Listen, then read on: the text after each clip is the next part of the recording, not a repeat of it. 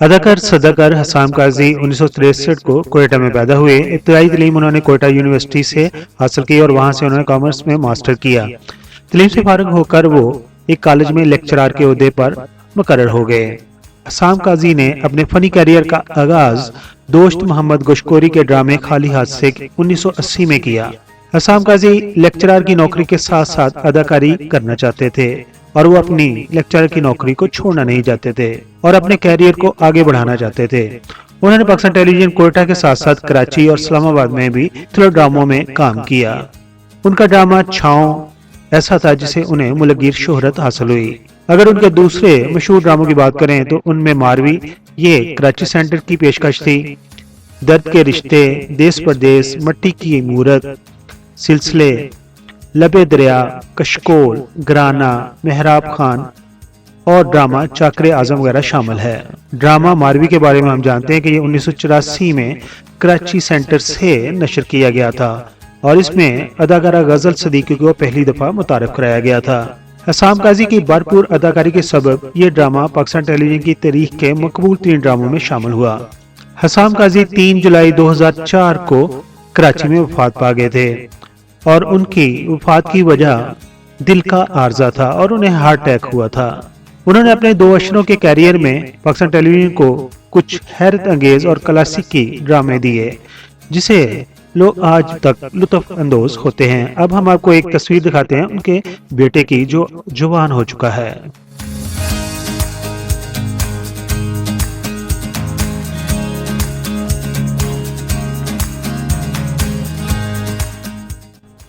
اداکارہ نیلا جعفری 1 جنوری 1965 کو اسلام آباد پاکستان میں پیدا ہوئی۔ انہوں نے تعلیم راولپنڈی یونیورسٹی سے مکمل کی۔ نیلا نے 1980 کی دہائی میں پاکستان ٹیلی ویژن پر اداکاری کا آغاز کیا اور انہوں نے سب سے پہلے تھیٹر میں اداکاری کے جوہر دکھائے۔ نیلا کے اگر مشہور ڈراموں کی بات کریں تو ان میں ایک محبت، 100 افسانے، صنم گزیدہ، مجھ کو ستانا، دیسی گرلز اور تھوڑی سی خوشیاں وغیرہ ایسے ڈرامے تھے جن میں وہ اپنے کرداروں کے لیے جانی پہچانی جاتی تھیں۔ جس کے بعد انہوں نے دوسرے ڈراموں میں جن میں ڈونٹ جیلس، نورپور کی رانی، لمبی زندگی، زینت بنت سکینہ حاضر ہو وغیرہ شامل ہیں ان میں کام کیا۔ ان کا شمار پاکستان ٹیلی ویژن کی مشہور و معروف اداکاروں میں ہوتا تھا۔ نیلا جعفری نے شادی کی تھی لیکن ان کی شادی کچھ عرصے بعد طلاق پر ختم ہو گئی تھی۔ نیلا جعفری 2016 سے کینسر میں مبتلا تھی۔ ابتدائی طور پر ان میں اوورین کینسر کی تشخیص ہوئی تھی، اس کے بعد ان میں معدے کا کینسر بھی تشخیص ہو گیا تھا اور انہی وجوہات کی بنا پر وہ 17 جولائی 2021 کو 56 سال کی عمر میں کراچی میں انتقال کر گئی تھی اور انہیں کالا پل کے قریب آرمی قبرستان میں سپرد خاک کیا گیا تھا۔ پاکستان کے نامور صداکار، اداکار اور شاعر طارق عزیز 28 اپریل 1936 کو پیدا ہوئے تھے۔ آپ کا تعلق پاکستان کے شہر ساہیوال سے تھا۔ آپ کے والدین انڈیا کے شہر جلندر سے مائیگریٹ ہو کر ساہیوال میں آئے تھے اور آپ ارائیں کاسٹ سے تعلق رکھتے تھے۔ آپ کے والد میاں عبدالعزیز جنہوں نے قیام پاکستان سے 11 سال قبل اپنے نام کے ساتھ پاکستانی لکھنا شروع کر دیا تھا۔ بعض لوگ کہتے ہیں کہ بانی پاکستان محمد علی جناح کے حوالے سے نازیبا کلمات کہنے پر میاں عبدالعزیز جو کہ طارق عزیز کے والد تھے انہوں نے اپنے ایک انگریز افسر کے دانت توڑ دیے تھے۔ طارق عزیز نے ابتدائی تعلیم جلندر میں حاصل کی تھی اور قیام پاکستان کے بعد وہ اپنے خاندان کے ساتھ ساہیوال منتقل ہو گئے تھے۔ 1964 میں جب پاکستان ٹیلی ویژن کا قیام عمل ہوا تو طارق عزیز پاکستان ٹیلی ویژن کے سب سے پہلے مرد اناؤنسر بنے۔ 1975 کے شروع میں انہوں نے سٹیج شو نیلام گر کا آغاز کیا اور اسے شہرت کی بلندیوں پر پہنچا دیا۔ اسی پروگرام کو بعد میں بزم طارق شو کے نام سے بھی جاری کیا گیا۔ طارق عزیز اپنے کیریئر میں ملک کے سب سے مہنگے ٹی وی ہوسٹ بھی رہے۔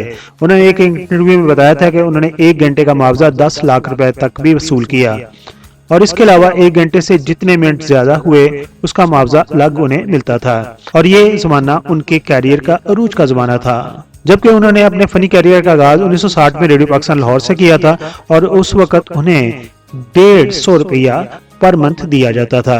طارق عزیز ایک زمانے میں ذوالفقار علی بھٹو کے ساتھیوں میں شامل تھے اور انہوں نے کئی ایک ان پر ڈاکومنٹری ویڈیوز بھی بنائی تھی۔ انہوں نے پاکستان نون لیگ کے ٹکٹ پر قومی اسمبلی کا الیکشن بھی لڑا تھا اور وہ جیت گئے تھے۔ طارق عزیز सदाकारी के साथ साथ कालम नगारी और शायरी भी करते थे। उनके कालमों का मजमुआ दास्तान और पंजाबी शायरी पर मुश्तमिल किताब हमजाद का दुख भी शाया हुआ था। वो अदब और शायरी से गहरी रगबत रखते थे। तारक अजीज का शुमार उन खुशनसीब में होता है जिन्हें ये सादत हासिल हुई थी जब खाना काबा की तमीर नौ हुई तो उन्होंने एक मजदूर की हैसियत से कुछ देर वहाँ काम किया। वो जब अपने प्रोग्राम को शुरू करते थे तो कहते थे, देखती आंखों और सुनते कानों को तारक अजीज का सलाम पहुंचे। तारक अजीज साहब की शादी बीबी हाजरा से हुई थी। तारक अजीज की अपनी कोई औलाद नहीं थी।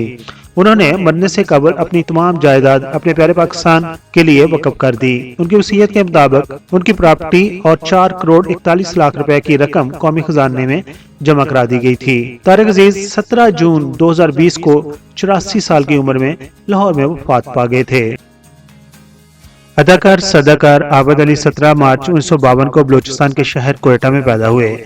अदाकार आबद अली की फनी जिंदगी काबिल रश्क है। वो पाकिस्तान टेलीविजन के उस दौर से मुंसलिक रहे जब फनकार अपने काम से जुनून की हद तक मुखलिस थे, जिनकी नजर में लगन से किया हुआ काम ही वो वाहिद रास्ता था जिसके इख्तिताम पर मदाहों की इज्जत और एहतराम उनकी मुंतजर हुआ करती थी।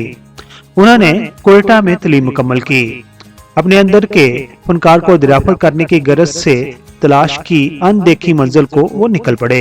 कोयटा रेडियो सेंटर में फनी कैरियर के आगाज के साथ साथ जिंदगी के मुनफरद रंगों और खुशबुओं से वो मुतारफ हुए। उन्होंने थिएटर में भी काम किया और उन्होंने फिल्म में भी काम किया, लेकिन उनकी शनाख्त का हवाला पाकिस्तान टेलीविजन ही बना। 1970 में बतौर मेजबान रेडियो पाकिस्तान कोयटा से वो वाबस्ता होने के कुछ अरसे बाद इस्लामाबाद के लिए निकल पड़े और फिर इस्लामाबाद से वो लाहौर आ गए। 1973 में पाकिस्तान टेलीविजन पर अपने पहले ड्रामे जोक सियाल में उन्होंने अदाकारी करके पाकिस्तान ड्रामा इंडस्ट्री में कदम रखा।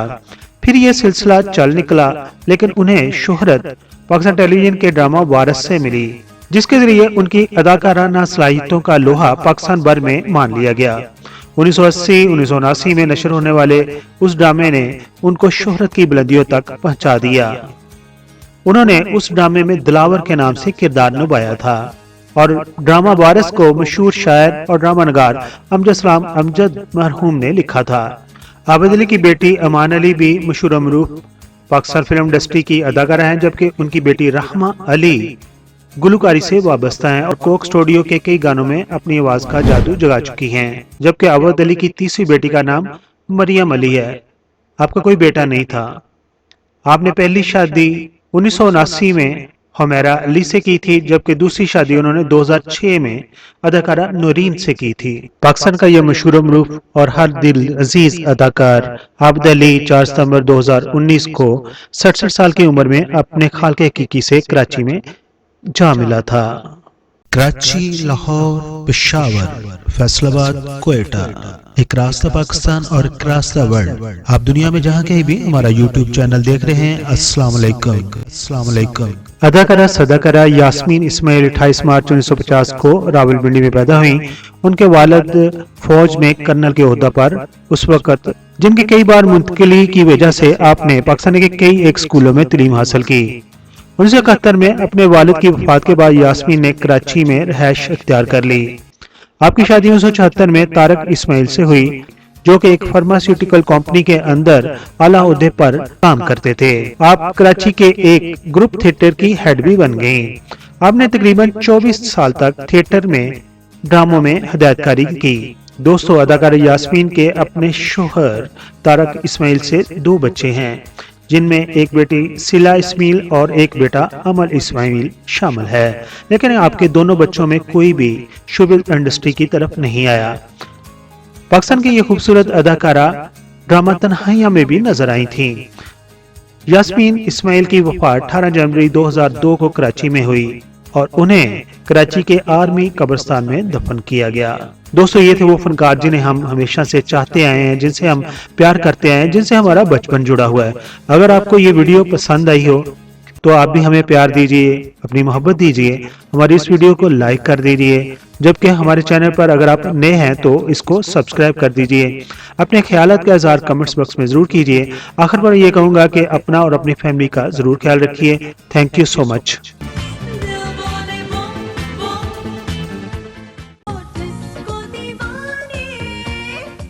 I am Nasa Hassan. Please like the video and subscribe PK Mega Videos channel.